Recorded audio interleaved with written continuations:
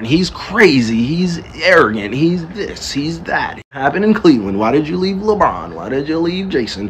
Why did you leave Katie? Yo, what's up mga kaibigan? Nalina tayo magkwentuhan. So kahapon nga ay nag-live si Kyrie Irving sa streaming app na Twitch at dito ay napakadami niyang binitawan ng mga statement. Dito niya nilabas ang kanyang saloobin sa mga bagay-bagay. Sinabi niya dito na ang dami nga daw sinasabi at tanong ng mga tao tungkol sa kanya, na kesyo baliw siya, kakaiba siya, ibang kanyang mga sinasabi at ginagawa, mayabang daw siya. Akala nga daw ng mga tao ay alam nila ang buong pagkatao niya dahil nakikita lang siya sa TV ng 3 oras. Andyan din ang mga usap-usapan tungkol sa ano ba ang gagawin niya this off-season o this summer. Kung iiwan niya din ba ang Dallas? Anong nangyari sa Brooklyn, sa Boston, sa Cleveland? Bakit nga ba iniwan si LeBron, si Tatum, si KD o kung sino pa man? Hinuhusgahan na nga daw siya ng lahat dahil nakikita natin siya ng 3 oras. As if wala na nga daw 21 hours na hindi natin siya nakikita or di natin alam kung anong ginagawa niya. Hinuhusgahan na nga daw ng lahat ng kanyang pagkatao dahil lang nakikita siya nito sa TV ng 3 oras. Paano naman nga daw yung 21 hours na walang media?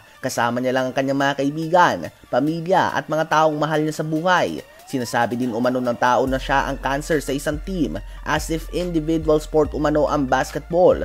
15 players nga daw sa isang team ngunit nakikita siya dito bilang cancer dahil doon nga daw natutuwa ang media at doon sila kumikita. So ayan nga po mga kaibigan ang pahayag ni Kyrie Irving tungkol sa mga issue sa kanya ng tao at sinasabi niya lang na misunderstood lamang siya. As of daw ang Mavs ay may record lamang na 3 wins and 6 losses tuwing naglalaro si Kyrie Irving and Luka Doncic ng sabay. Ano ba masasabi nyo sa pahayag ng multiple time All-Star? Ngayon ay tumungo naman tayo sa Los Angeles Lakers. Mamaya ay magaganap na ang game nila kontra sa Toronto Raptors kung saan susubukan nilang makuha ang kanilang ika-8 panalo sa kanilang last 10 games. At pang-4 na sunod naman, sa game na ito ay babalik na nga si D'Angelo Russell para sa Lakers at inaasahan na siya ang tatayo bilang starting point guard ng team na ito. At dahil dyan ay babalik nga si Dennis Schroeder sa bench role. Ang German point guard nga ay napakaganda ng nilalaro lately. Bukod nga sa kanyang offense na dala, sa kanyang playmaking while also not committing many turnovers, si Schroeder ay isang very pesky defender din. Napag-uusapan nga si Anthony Davis at Jared Vanderbilt bilang malaking rason kung bakit simula noong trade deadline ay hawak nila ang best defense sa NBA, ngunit ang full court pressure ni Dennis Schroeder ay nagde-delay nga ng takbo ng opensa ng kabilang team.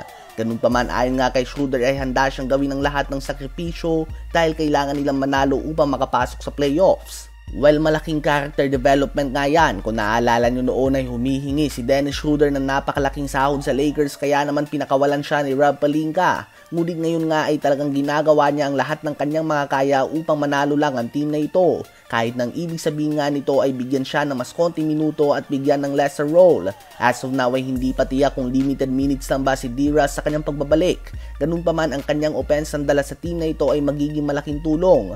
Ang game ng Lakers at Raptors ay 10:30 PM Eastern Time, 7:30 PM Pacific Time at 11:30 AM Philippine Time. Gusto nyo ba ang galaw na paglagay kay Schroeder sa bench?